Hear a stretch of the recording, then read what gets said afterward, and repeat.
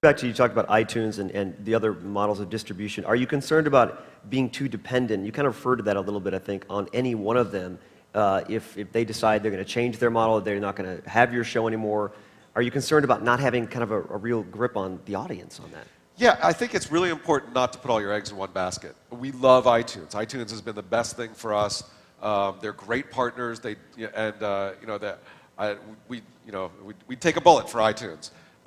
But with that said, we have to be in other places. We have to build a great website so that people can come to our website and find it. And, our website right now served its purpose, but it sucks.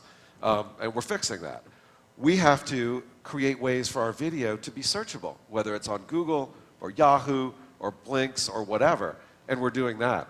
We've got to get our video out in front of people in a lot of different ways, and we're doing that too. So you can't rely on iTunes. iTunes is great, and I feel like it's always going to be there, but what if Steve Jobs wakes up one morning and says, that was a dumb idea, I got to do something else? Well, Yahoo just, they said no more podcast directory. And exactly. If you were dependent on Yahoo, you're screwed. Yeah. Yeah.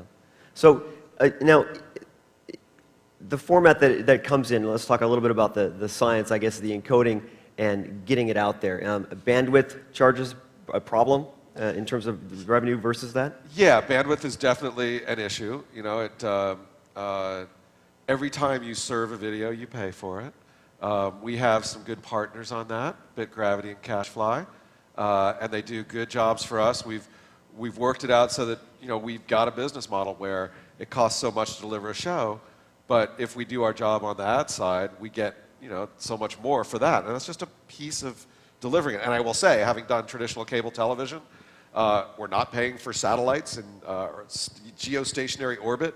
Satellites are a lot more expensive than the bandwidth that we're paying for right now. Once you've got to pay for something that's on a rocket, it's too much. And there's no payola to Comcast or DirecTV and all those big costs that go into building a cable network. And yet, it's easier for me right now to go to Channel 4, Channel 7, ABC, NBC than it is to get web video. Most people, we're all very tech savvy here. We know that we know typically what a video link looks like. We click on it, but yet it's still not as easy as tuning to an FM station or tuning to a television station. What do you see the future there is? Yeah, you're right. That is a big problem. If I look out at this industry and say, what is the thing that could hamper our growth the most?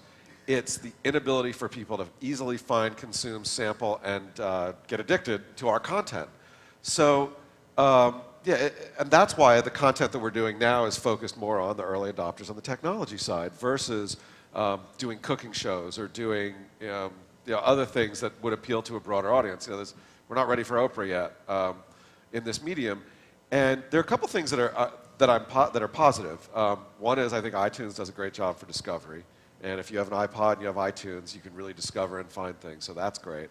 There are other people working on similar software-based things, but set-top boxes are doing a really good job of this as well. And I'm a TiVo addict, I admit it, I have 4 of them, but and TiVo's done a good job bringing some stuff in as well. Our stuff's not on there yet, which I'd like it to be. We'll see where that goes. But unfortunately, TiVo didn't end up as widespread as we all hoped, and make it really easy for people to find that stuff. New boxes coming out. Apple TV, you would say Apple TV was a failure because it really didn't do that yet. We'll see where that goes. There are other boxes that make it really easy to grab stuff and watch. There's a box that was actually, we had it reviewed it in the first Techzilla, from Vudu, V-U-D-U, which is basically Netflix in a little box about the size of Apple TV. Allows you to buy a movie, any movie, for $2 or $3 and watch it for a month or something. I don't know the exact details. But there's no reason why those guys couldn't work with video as well, video podcasts, video shows. And in fact, hopefully they will. I've had discussions with them where they say, yeah, we're launching, but we love the idea. And so we've got to make it easier for people to find it, discover it, look at it. TV Tonic has done a little bit of that, although I put TV Tonic on my Windows Media Center, Vista Media Center, and it totally hosed my system, so it's like, okay, you know what, love the idea, hate the implementation. The guys at VO are doing that. The beta of VO TV is pretty cool, and it's a nice experience, juiced. So we're seeing a lot of early efforts on this. I don't think we're there yet, but for this industry to advance beyond the early adopters, we got to get there. And it's kind of like satellites. Satellite TV, when it was big dishes in the back and cows out front, was not a big business. Once I got the dishes down and the hardware together, and it was cheaper, then it became, Rupert Murdoch and Charlie Ergen. Who are your competitors? Who do you think you're competing with? I'll answer that in two ways. One, I think that we're in the phase of this industry where there are no real competitors because the audience and the potential is growing so quickly that there is enough around for everybody.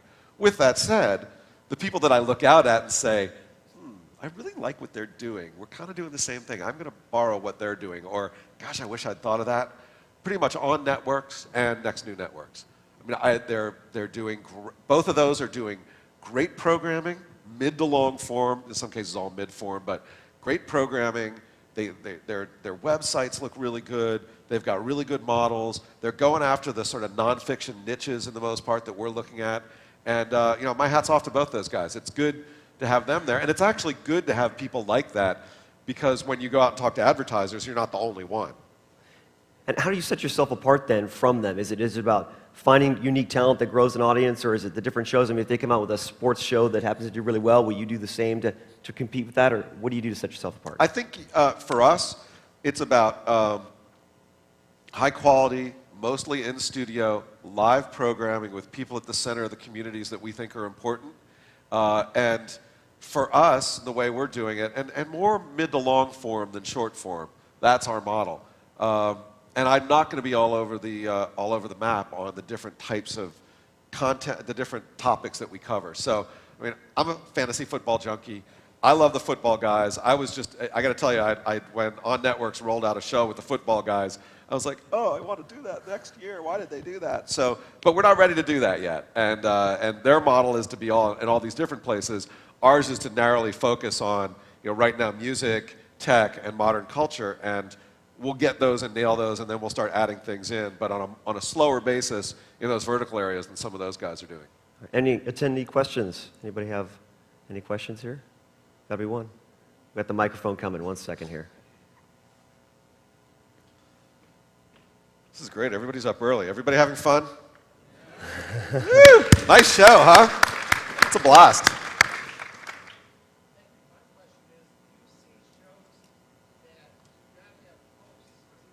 We'll repeat it. Go ahead. We'll repeat it. I can hear it. Yeah. So far, do you see shows that don't have hosts? Right. There. There we go. Sorry. Hosts that don't have shows having the potential to be successful. So shows that don't have hosts being successful? Yeah. It's, you know, a lot of the shows, most of the shows that are out there have a host. They're not dependent, Or have an I guess, on on-air, a single person. you know, I talent. think if you're doing mid to long form, and you want someone to come back every week, you want to give them somebody that's real and authentic that they can identify with, that's their friend. And especially in video, you really get attached to these people. And I mean, it's amazing the reaction that people have to that person that they can identify with. So, yeah, I think you know, you can do things, you know, maybe it's a show like Lolcats TV or something like that where there's no host.